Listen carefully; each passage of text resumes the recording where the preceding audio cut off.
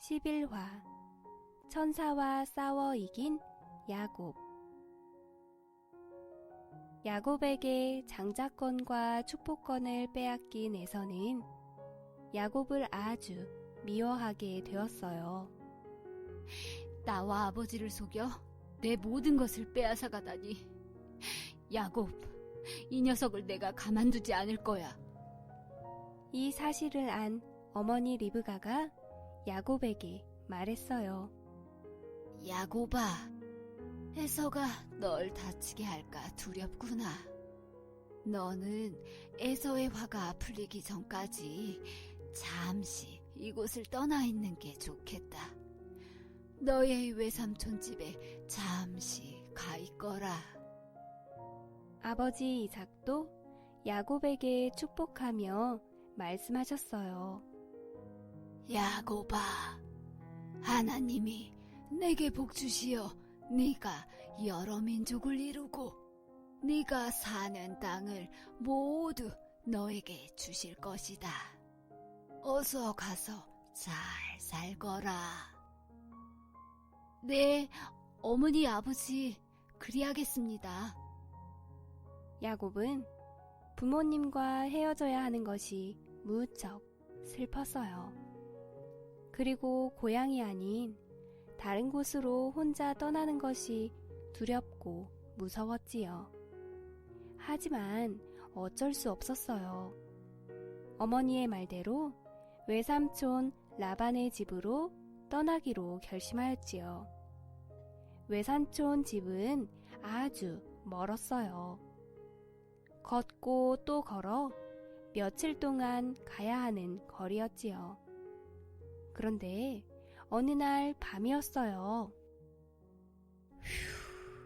하루 종일 걸었더니 피곤하군. 오늘 밤은 그냥 이곳에서 잠을 자야겠다. 야곱은 나무 밑에 있는 한 돌을 베고 깊은 잠이 들었어요. 야곱이 꿈을 꾸는데 하늘의 천사들이 땅에서부터 하늘 끝까지 닿아 있는 사다리를 오르락 내리락 하고 있는 게 보였지요. 그리고 그 맨 위에는 하나님이 서 계셨어요. 하나님께서 말씀하셨어요. 야곱아, 네가 누워있는 땅을 너와 네 자손에게 주겠다. 그리고 내 자손들에게 복을 줄 것이며 네가 어디로 가든지 내가 지켜줄 것이다. 나중에 다시 이곳으로 돌아오게 될 것이다. 그러니 두려워하지 말거라. 야곱이 꿈에서 깨어 말했어요. 그래, 하나님이 여기 계시는데 내가 그걸 몰랐구나. 야곱은 베개로 삼았던 돌을 똑바로 세웠어요.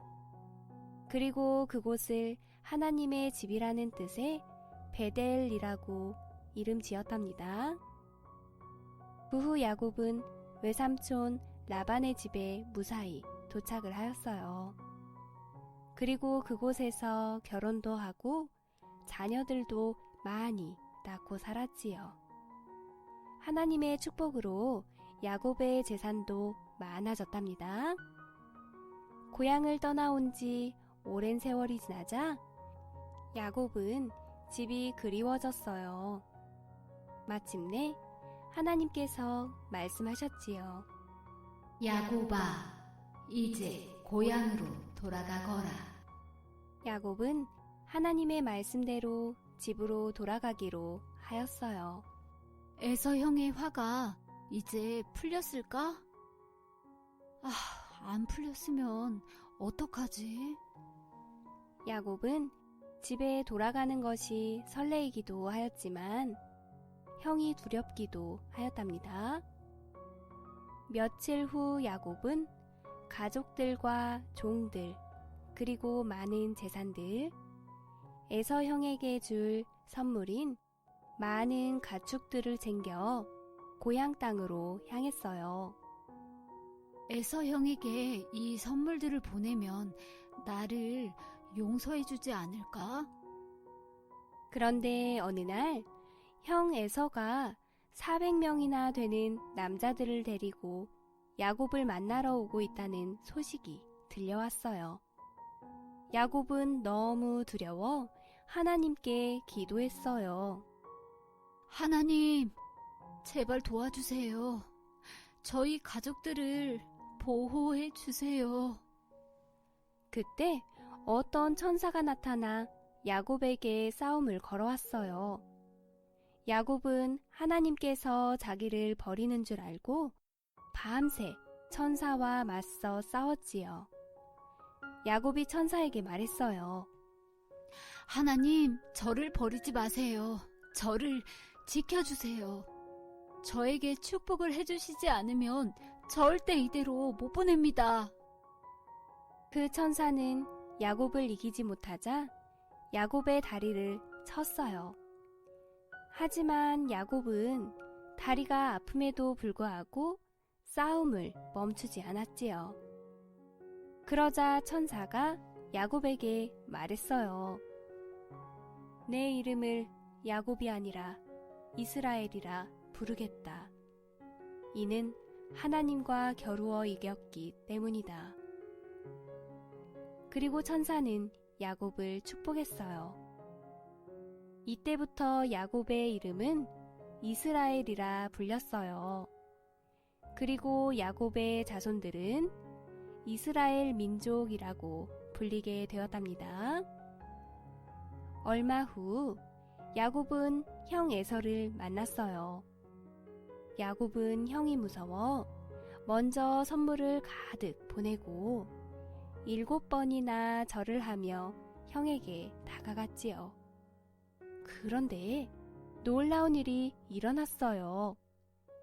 형 에서가 야곱을 반갑게 맞으며 안아주는 것이 아니겠어요? 야곱아, 어서 오너라. 그동안 너무 보고 싶었단다.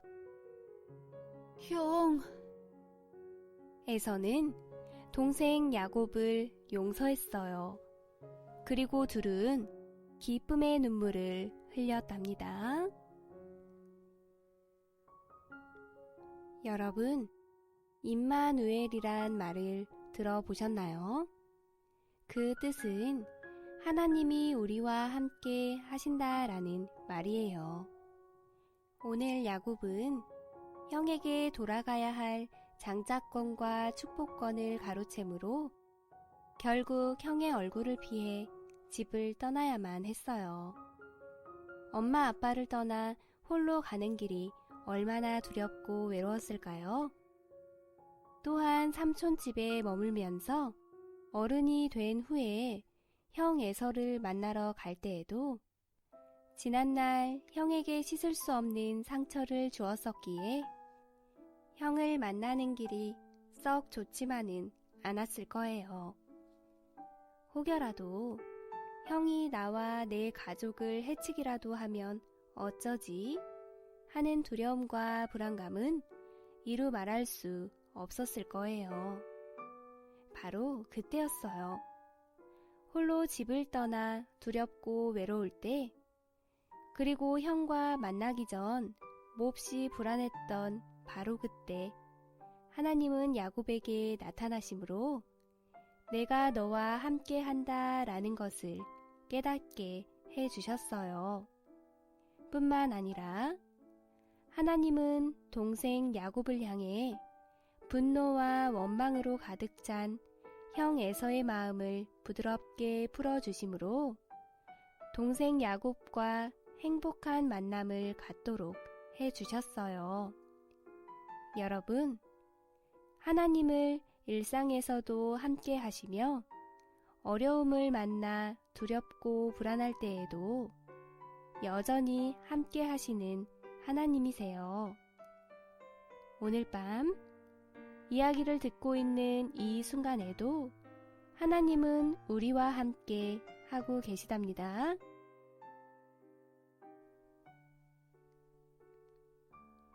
(12화) 꿈꾸는 요셉.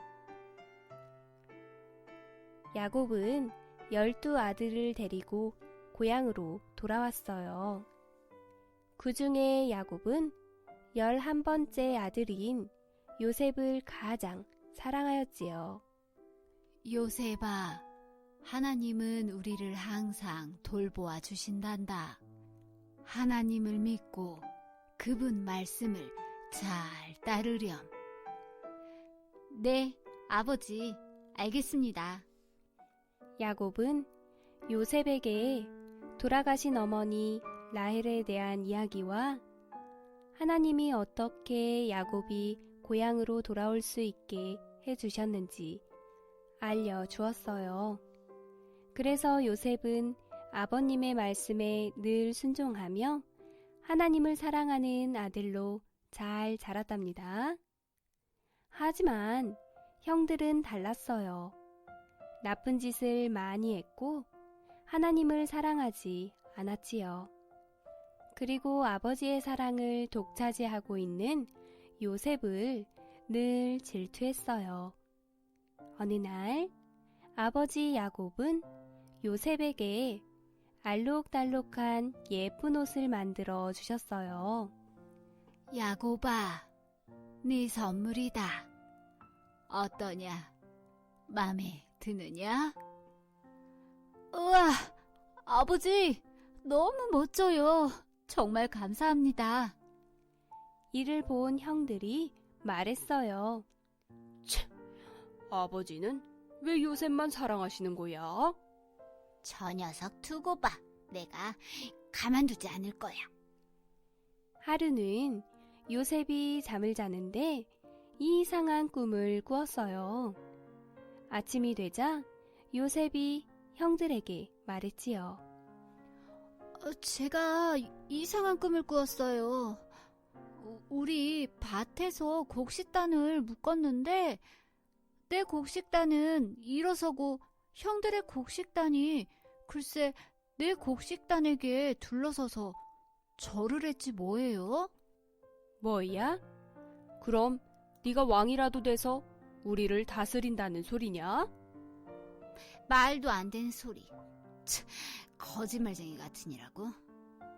형들은 요셉이 꿈꾼 이야기를 듣고 요셉을 더 미워했어요. 얼마 후 요셉이 또 꿈을 꾸었어요. 이번엔 가족들이 모두 있는 자리에서 요셉이 꿈꾼 이야기를 했어요. 제가 또 꿈을 꾸었는데요. 이번에는 해와 달과 11별이 제게 절을 했어요. 그 말을 들은 야곱이 요셉에게 꾸짖으며 말했어요. 뭐? 그럼 나와 네 어머니와 형들이 너에게 땅에 엎드려 절을 하게 될 거란 말이냐? 에이, 그런 말도 안 되는 소리 하지 말거라. 하지만 전 정말 그런 꿈을 꾸었어요. 형들은 요셉에게 화가 많이 났어요. 하지만 아버지 야곱은 요셉의 말을 마음속에 간직했지요.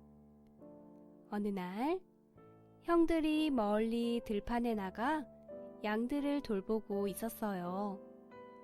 아버지는 요셉에게 형들이 있는 곳으로 심부름을 보냈지요. 저기 허풍쟁이 요셉이 온다. 우리 저놈을 죽여서 여기 있는 빈 우물에 빠뜨리는 게 어때? 깜짝 놀란 큰형 르우벤이 말했어요. 아니, 안 돼. 동생을 죽이다니. 죽이지는 말고 그냥 우물에 넣자. 르우벤은 요셉을 다른 형제들 모르게 나중에 몰래 꺼내줘야겠다고 생각했지요. 그때 또 다른 형제가 말했어요. 그래, 좋아. 그리고 아버지에게 가서 사나운 짐승이 저놈을 잡아먹었다고 하는 거야. 형들은 요셉을 잡아 요셉의 멋진 옷을 찢고 옷을 벗겼어요.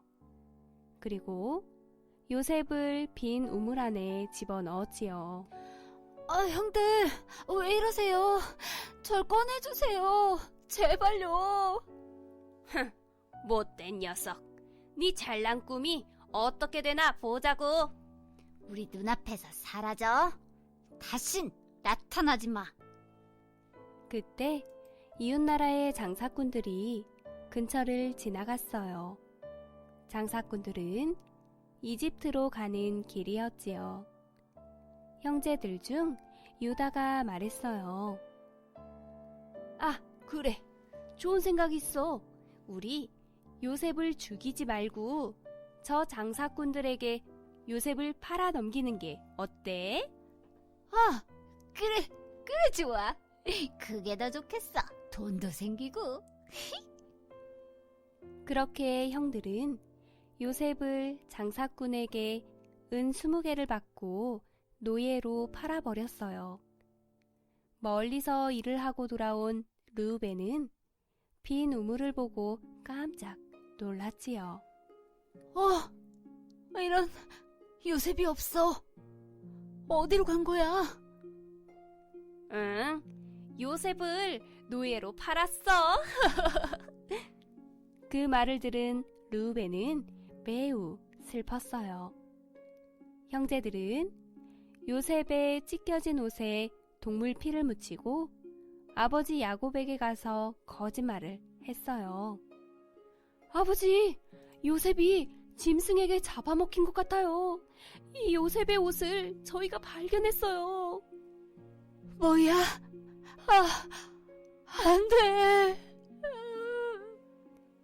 아버지는 요셉의 피 묻은 찢겨진 옷을 보며 너무나 슬퍼했답니다. 사람은 누구나 꿈을 꿉니다. 잠자리에서 꾸는 꿈이든 나 앞으로 뭐뭐 될 거야 하는 꿈이든 말이에요. 그런데 오늘 요셉이 꾸었던 꿈은 평소에 꾸었던 꿈과는 전혀 차원이 다른 꿈이었어요. 요셉 자신도 너무나 특별한 꿈이었기 때문에 가족들에게 말하지 않으면 견딜 수가 없을 지경이었죠. 요셉이 꾸었던 꿈이 왜 특별한 꿈이었을까요? 그건 바로 요셉이 꾼 꿈은 하나님의 꿈이었기 때문이랍니다. 요셉을 통해 요셉의 가족과 더 나아가 나라를 건져내시려는 하나님의 꿈이었던 것이죠. 그런데 그 꿈을 이뤄가는 과정은 결코 쉽지만은 않아요. 여러 장애물들이 있답니다. 오늘 요셉이 우물에 던져지고 이집트로 팔려가는 것 같이 말이에요. 다음 시간에 꿈의 비밀이 풀어진답니다. 기대하세요. 여러분, 여러분들에게도 꼭 하나님의 꿈이 있길 바래요.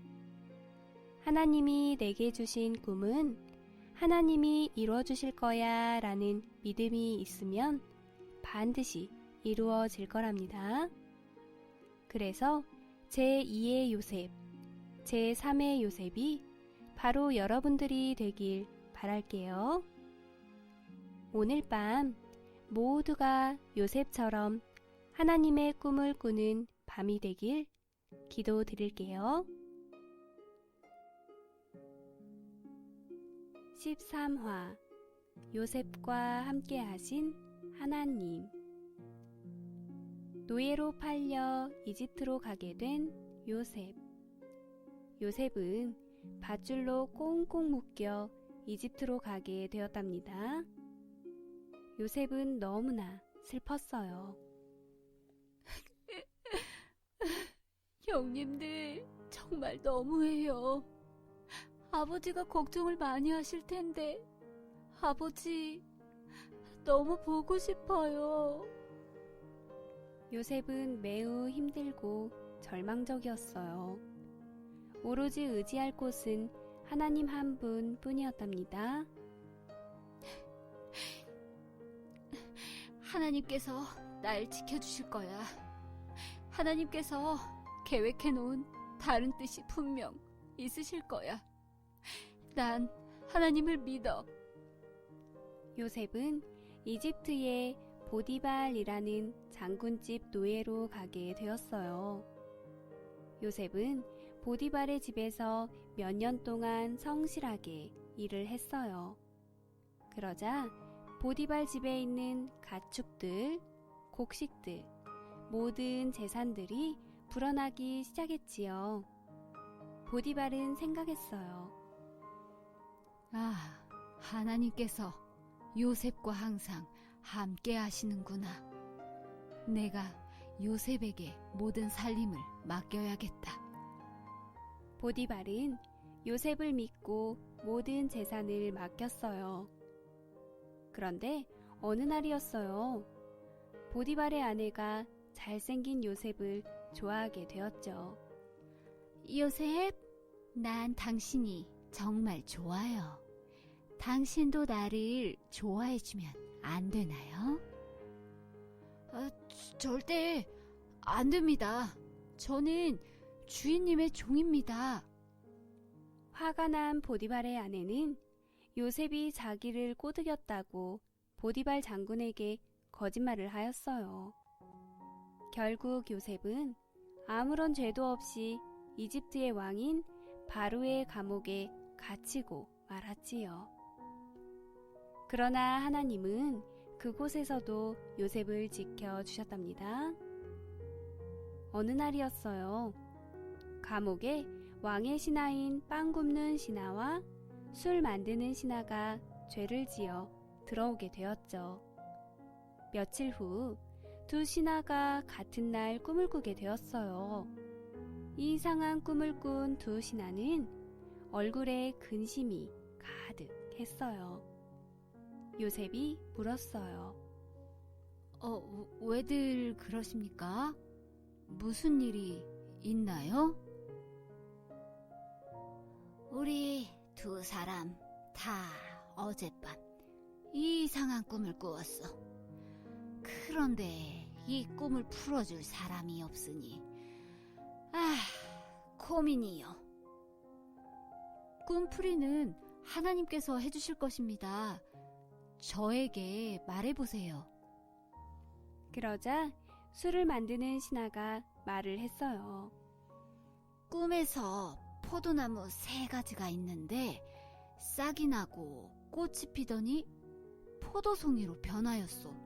그래서 나는 포도즙을 짜서 왕의 잔에 담아 왕께 바치었소. 이게 무슨 뜻인지 그 의미를 아시오? 하나님이 요셉에게 이 꿈이 무슨 뜻인지 알게 해주셨어요. 아주 좋은 꿈입니다. 3가지란 3일을 뜻합니다. 3일 후 당신은 감옥에서 나가 원래 하던 일을 하게 될 것입니다. 저 부탁이 있습니다. 혹 감옥에서 나가게 되면 저의 이야기를 왕께 해주시겠습니까?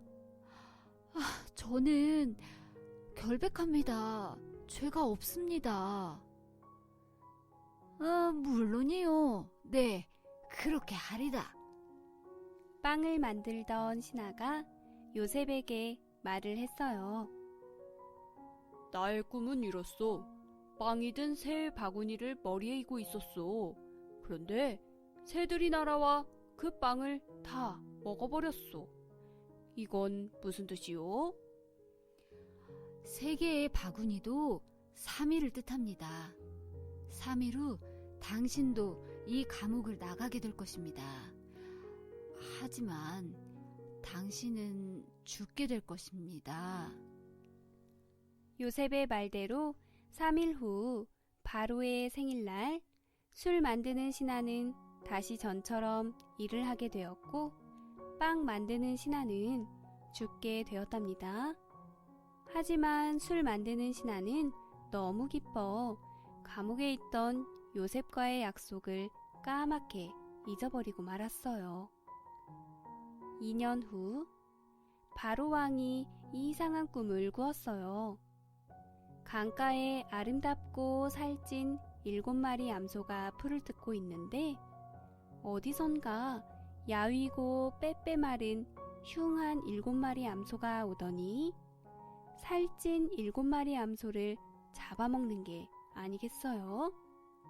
놀란 바로왕은 꿈에서 깨었어요. 아니, 이게 대체 무슨 꿈이야? 이상한 꿈이네. 다시 자야겠다. 곧 잠이 들은 바로왕은 다시 또 이상한 꿈을 꾸었어요. 마른 이삭 7개가 잘 익은 이삭 7개를 삼키는 꿈이었죠. 아니, 이 무슨 희한한 꿈이란 말인가? 여봐라, 꿈풀이를 잘하는 사람을 불러오도록 하거라. 신하들은 나라의 모든 점치는 사람과 똑똑한 사람을 불렀어요. 하지만 바로왕의 꿈을 풀어줄 사람은 없었지요. 그때 술 만드는 신하가 그 소식을 듣고는 자신의 꿈풀이를 해주었던 요셉이 떠올랐어요. 신하는 바로왕에게 요셉 이야기를 했어요. 그러자 바로왕이 요셉을 불러 물었답니다. 내가 지난밤 이상한 꿈을 꾸었다. 듣기로는 네가 꿈풀이를 잘한다 들었다. 사실이냐? 요셉이 왕에게 말했어요. 아닙니다.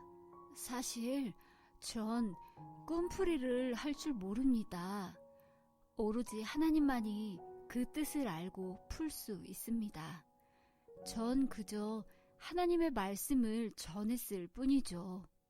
왕께서 꾸신 꿈이 무엇인지 알려주십시오. 바로왕은 꿈 이야기를 요셉에게 했어요. 요셉이 그 말을 듣고 왕에게 말했지요. 하나님께서 앞으로 이 나라에 일어날 일을 꿈을 통해 왕께 보여주셨습니다.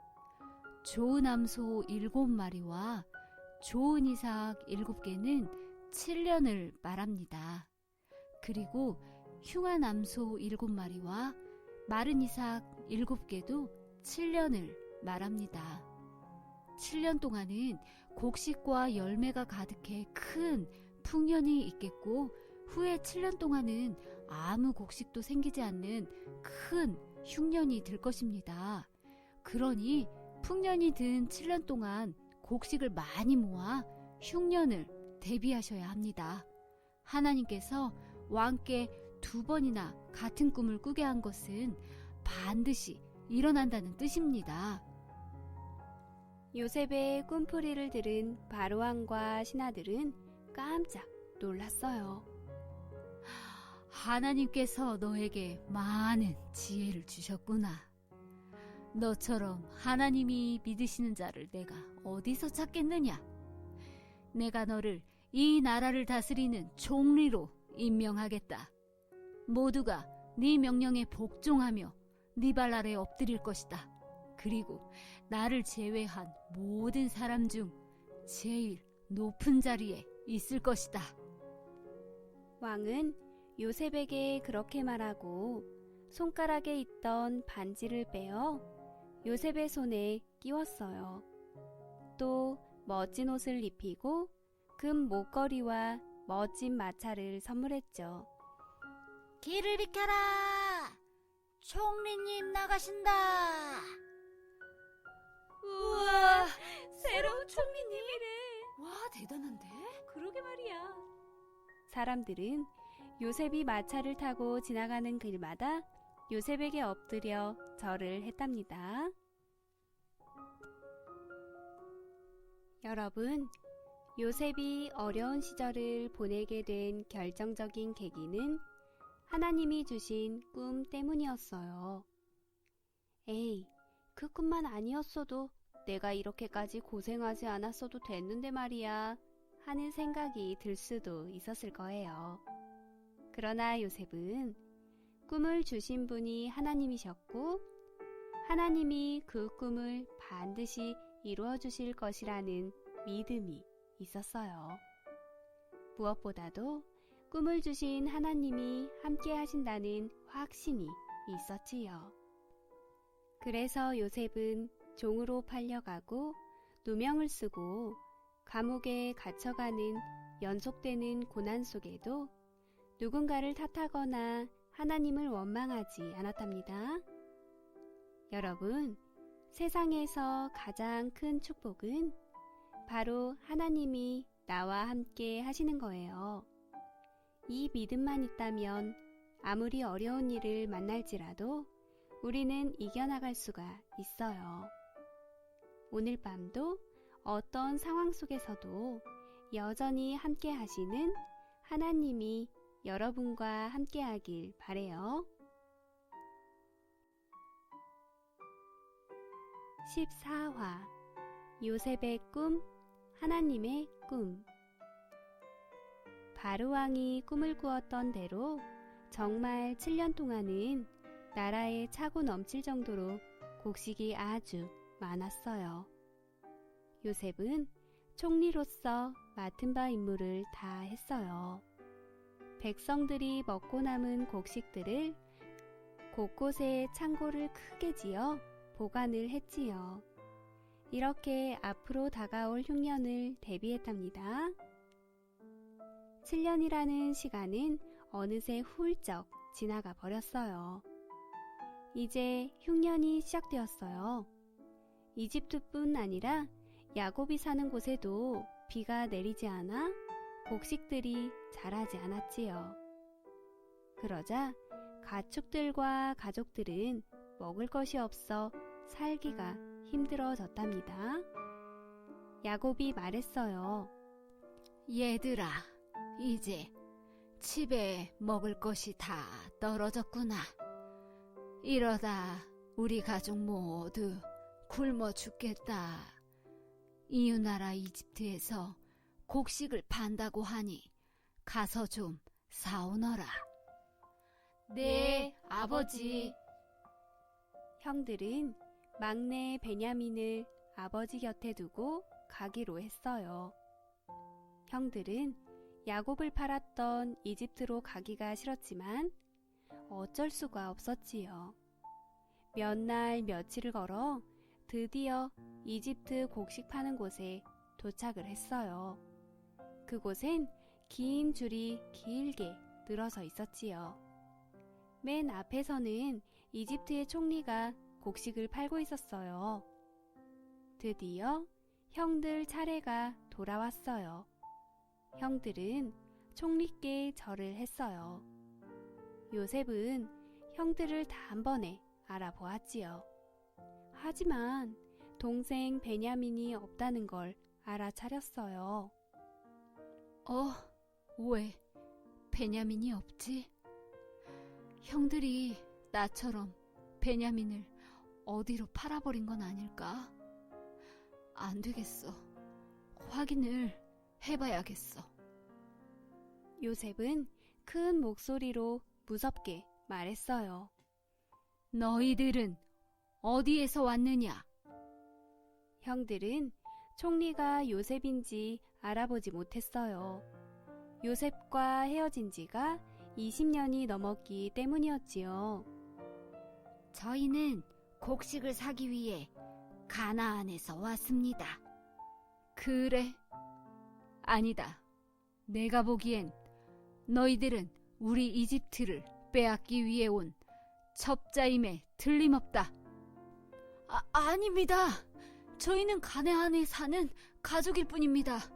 저희 형제는 원래 12인데 한 명은 죽고 막내 동생은 늙은 아버지와 함께 있습니다. 제발 믿어주십시오. 그래? 그렇담 좋다. 그 말을 증명해 보이거라. 너희 형제 중 한 명, 시몬은 감옥에 가둘 것이다. 내가 식량을 줄 터이니 가지고 가고 막내 동생을 데리고 오너라. 그때 시몬을 풀어줄 것이다. 이렇게 말하고 요셉은 밖으로 나가는 척 하며 밖에서 형들의 모습을 지켜보았어요. 형들은 무섭고 슬펐어요. 우리가 예전에 요셉에게 나쁜 짓을 해서 벌을 받는 거야. 요셉이 울면서 우리에게 도와달라 할 때 우리가 보고도 들은 척도 하지 않았잖아. 맞아. 우리가 그때 그랬으면 안 됐는데. 요셉은 그 소리를 듣고 너무 슬퍼져서 눈물이 났어요.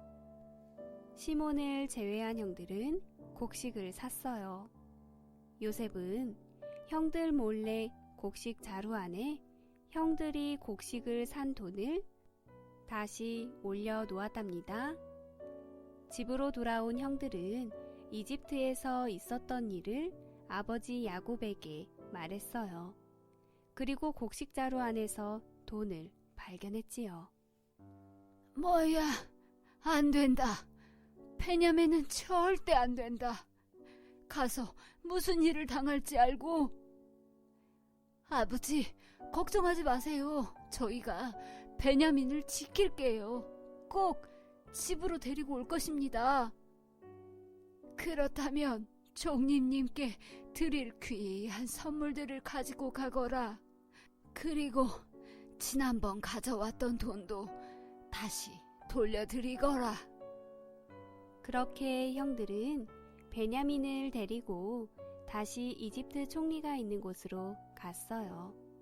요셉은 베냐민을 한눈에 알아보았어요. 베냐민을 본 요셉은 매우 기뻤답니다. 요셉은 신하에게 그들을 요셉의 집으로 데려가도록 시켰어요. 형들은 매우 두려워졌지요.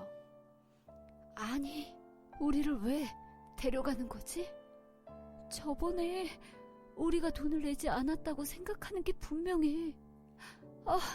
우리를 잡아 노예로 팔려고 하나 봐. 어떡하지? 형들이 요셉의 신하에게 말했어요. 저희는 저번에 분명히 곡식에 돈을 냈습니다. 하지만 집에 가보니 저희의 곡식 자루에 누가 돈을 넣어두었습니다. 그게 누군지는 저희도 모릅니다. 걱정하지 마십시오. 총리님은 여러분의 돈을 받으셨습니다. 신하는 그렇게 말하고 시몬을 요셉의 집으로 데리고 왔어요. 그때 요셉이 나타났어요. 형들은 요셉에게 엎드려 절을 했어요. 너희의 아버지는 잘 계시더냐? 예, 총리님, 건강히 잘 계십니다. 너희들이 말한 그 막내 동생이 이 아이더냐? 네, 그렇습니다. 순간 요셉은 사랑하는 막내 동생을 보니 너무 기쁘고 울음이 나오려고 했어요. 그래서 안방으로 들어가 몰래 울고 다시 나왔답니다. 요셉은 형들에게 한 가지 더 시험을 해보기로 했어요. 진심으로 베냐민을 사랑하는지 자기에게 했던 것처럼 질투는 하지 않는지 알아볼 생각이었지요. 요셉은 형들보다 동생 베냐민에게 맛있는 음식을 더 많이 주었어요. 그리고 즐거운 식사를 하였죠. 그런 다음 그들이 집으로 돌아갈 때 베냐민의 곡식 자루에 은잔 하나를 넣어두었어요. 그들이 가나안을 향해 한참을 가고 있을 때 요셉의 신하들이 그들을 막았어요. 멈춰라! 감히 총리님의 은잔을 훔치다니 가만두지 않겠다. 아닙니다. 저희는 은잔을 훔치지 않았습니다. 신하들은 베냐민의 곡식 자루에서 은잔을 찾아내었어요. 형들은 깜짝 놀랐지요. 결국 그들은 총리 앞으로 끌려갔어요. 요셉이 말했어요. 감히 내가 선을 베풀었거늘 내 집에서 도둑질을 하다니 베냐민을 나의 노예로 삼을 것이다. 그때 유다가 말했어요. 안 됩니다. 은잔이 왜 곡식자루에 들어있는지는 저희도 모르오나 저희는 절대 도둑질을 하지 않았습니다. 저희는 베냐민을 두고 갈 수 없습니다. 베냐민을 놓고 간다면 저희 아버지는 너무 슬퍼 죽을 것입니다. 차라리 저를 노예로 삼아주십시오. 요셉은 형들의 말에 크게 감동했어요. 형들은 아버지와 베냐민을 진심으로 사랑하고 있었죠. 요셉은 신하들을 다 내보낸 후 큰 소리로 울며 형들에게 말했어요. 형님들, 제가 바로 요셉입니다. 형들은 깜짝 놀라고 겁에 질려 대답도 하지 못했어요. 형님들이 노예로 팔았던 바로 요셉이란 말입니다. 저를 두려워하지 마세요. 저는 형님들을 다 용서했답니다. 모든 것은 하나님의 계획이었어요. 하나님께서 흉년이 올 것을 미리 생각하시고 우리의 생명을 구하기 위해 저를 먼저 이곳에 보낸 것이었어요. 하나님께서는 이곳에서 저를 지켜주셨답니다. 마차를 들릴 테니 어서 집으로 가 아버지와 가족들을 이곳으로 데리고 오세요. 앞으로 5년은 더 흉년이 올 거예요. 그동안 제가 지켜드릴 것입니다. 형들과 요셉은 서로 안고 눈물을 흘렸어요. 얼마 후 이 소식을 들은 야곱은 모든 가축들과 가족들을 데리고 요셉에게로 갔어요.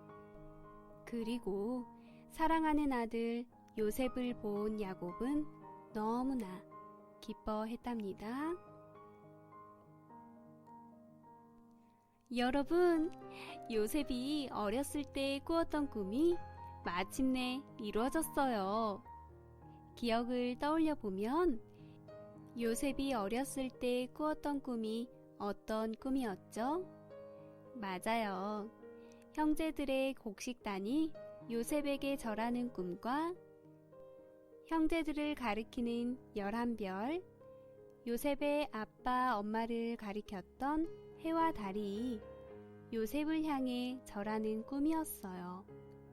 그런데 요셉의 꿈을 이해할 때 꼭 알아야 할 것이 있어요.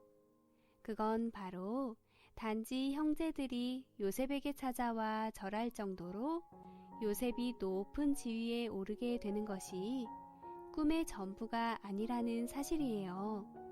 쉽게 말하면 요셉이 이집트 나라의 총리가 되었다고 해서 꿈이 이루어진 것은 아니라는 얘기예요. 하나님께서 요셉을 통해 꼭 이루고 싶었던 꿈은 요셉의 가정과 이집트 나라, 더 나아가서는 주변 나라들을 먹여 살리는 꿈이었어요. 여러분, 하나님이 요셉에게 주신 꿈은 요셉만의 꿈이 아니라 오늘 우리에게도 동일하게 요구하시는 꿈이에요. 사회에서 명성을 얻고 성공하고 부자 되는 것이 꿈의 끝이 되지 않기를 바래요.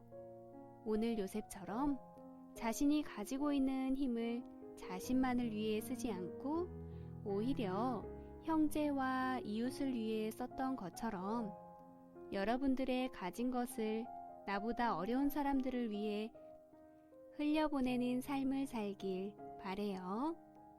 이것이 요셉에게 주신 하나님의 꿈이며 우리가 꾸어야 할 꿈이랍니다.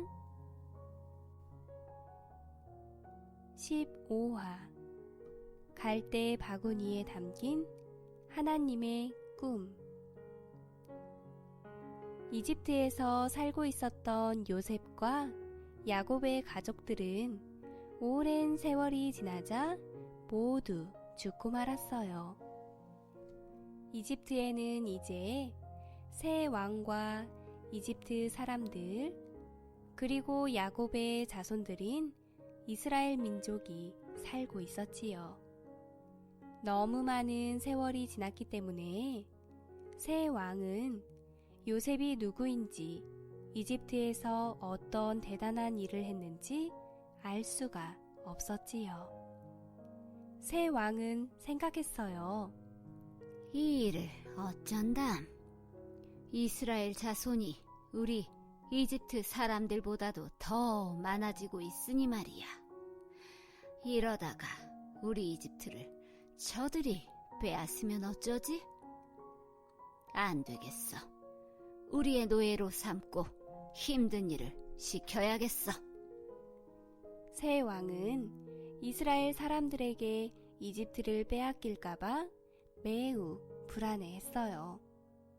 그래서 왕은 이스라엘 자손들에게 아주 힘든 일을 시켰어요. 흙으로 벽돌을 만들고 벽돌을 굽고 벽돌로 높은 성을 쌓게 했지요. 그리고 여러 가지 힘든 농사일도 시켰어요. 하지만 그런데도 불구하고 이스라엘 자손들의 수는 점점 더 많아졌어요.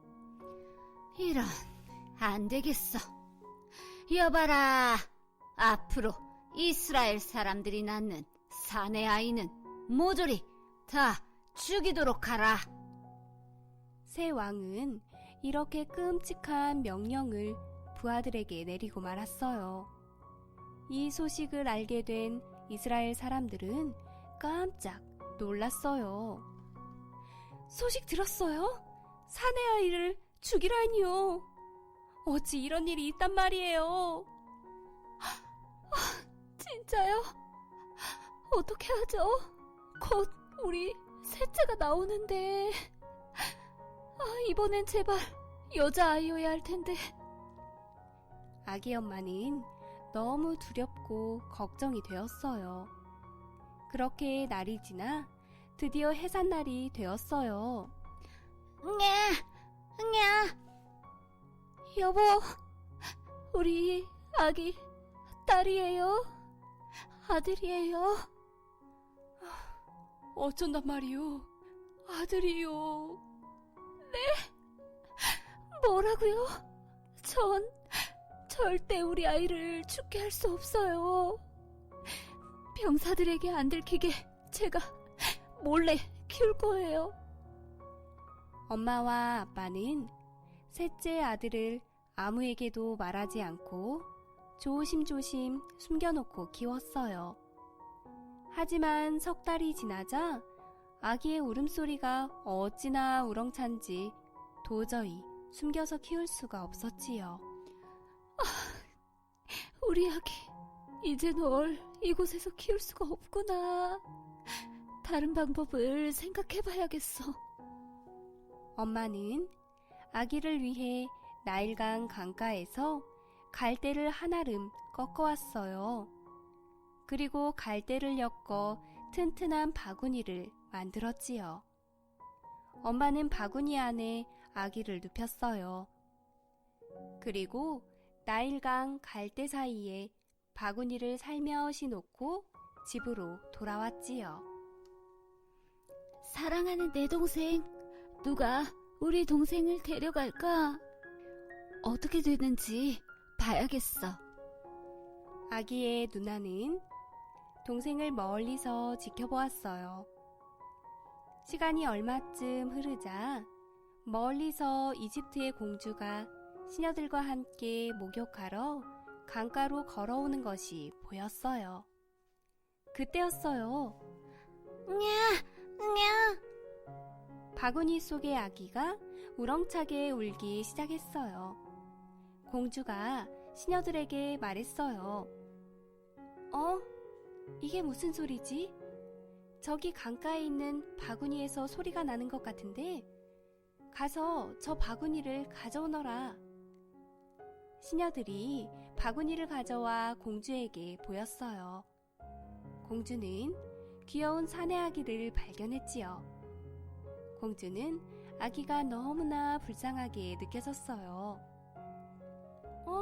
아니, 이런 곳에 어린 아기라니. 이스라엘 사람이 낳은 아기인가 보구나. 걱정하지 마라, 아가야. 넌 죽지 않을 거야. 내가 너를 내 아들로 키워줄게. 걱정하지 말거라.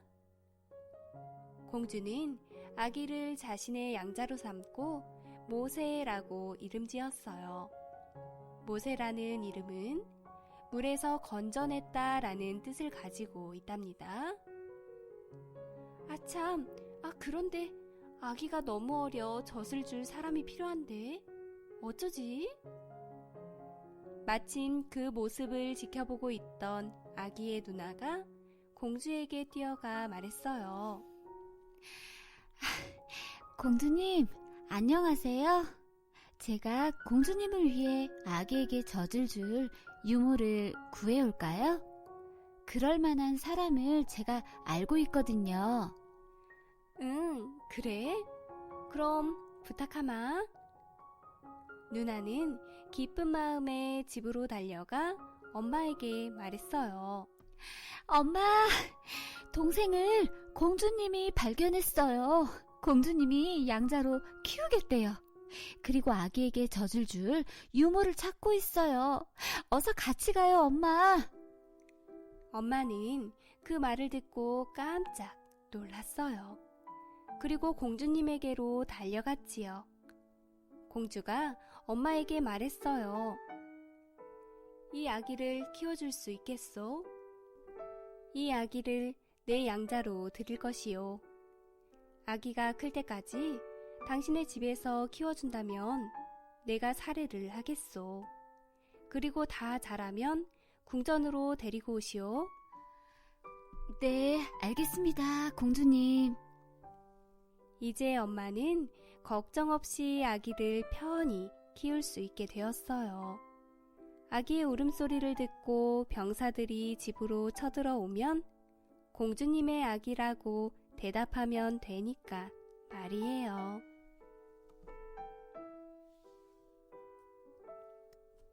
여러분, 하나님은 마치 영화의 감독처럼 모든 것을 계획하시고 하나하나 계획대로 이루어 가시는 하나님이세요.